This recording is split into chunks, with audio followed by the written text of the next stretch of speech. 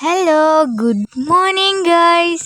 આજે તો સવારમાં એવું આંગળું છોલાઈ ગયું ને યાર, કસમથી બહુ જ હજળતું હતું. અરે જરાક જ દેખાય છે પણ અંદરથી ઊંડું ખોદાઈ ગયેલું હતું. ખબર નહીં સવારમાં કોણે ગાળ આપેલી હતી. અહીંયા ખાતા ખાતા બી હસાવ્યા કરે. તો આજે મને ઘરે બેસીને બહુ જ કંટાળો આવતો હતો. પછી આઈડિયા આવી કે આપણે જઈએ પાયુના ઘરે. ઉસકે ઘર જાકે મજા આएगा મેરે को. તો મેં તો રેડી થઈ ગઈ છું એના ઘરે જવા માટે. એને થોબડાની ખુશી જોઈ રહ્યા છો તમે? એટલી ખુશી ચુગલી કરવાની નહીં હે. મેં ચુગલી નહીં કરું યાર, થોડી ઘણી કરી લે એમ. તો પછી મેં જવા લાગી બસ સ્ટેન્ડ પર.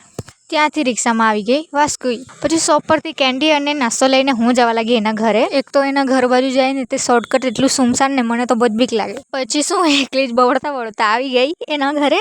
ત્યાં જઈને પહેલાં તો અમે બેસી ગયા ઠૂસવા માટે. પછી મેં જમ્યા કરું તેનો વિડીયો એ ઉતાર્યા કરતી હતી મારા વ્લોગ માટે.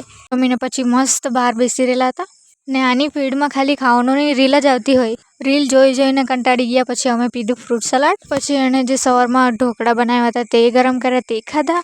એ ડેકોરેશન માટે આટલી મસ્ત બોટલ આવી હતી તે બતાવ્યા કરતી હતી. બહુ મસ્ત ક્યુટ લાગતી હતી. પછી 5 વાગી ગયેલા હતા તો એ લોકો મને ઘરે મૂકવા આવતા હતા. ઘરે પહોંચતા પહેલાં ખાવું પડે કે નહીં.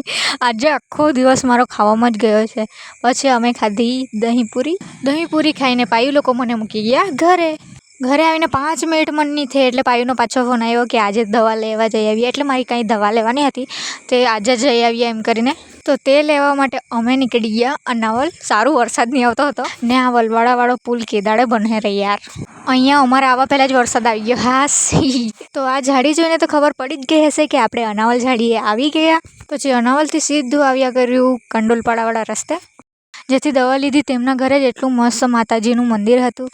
હું તો ત્યાં જ 5 મિનિટ ઊભી રહીને માતાજીને જોયા કરું. એટલું મસ્ત સજાવ્યું હતું, એટલું મસ્ત શૃંગાર કર્યો હતો ને કે મેં તો તે જ જોયા કર્યું. ને અહીંયા દશામાં બી બેસાડ્યા હતા. સાચું યાર, આટલા બ્યુટીફુલ માતાજીના દર્શન કરીને તો એટલું દિલ ખુશ થઈ ગયું. માતાજીના દર્શન કરીને અમે જવા લાગ્યા ઘરે. તો મળીએ કાલે. બાય.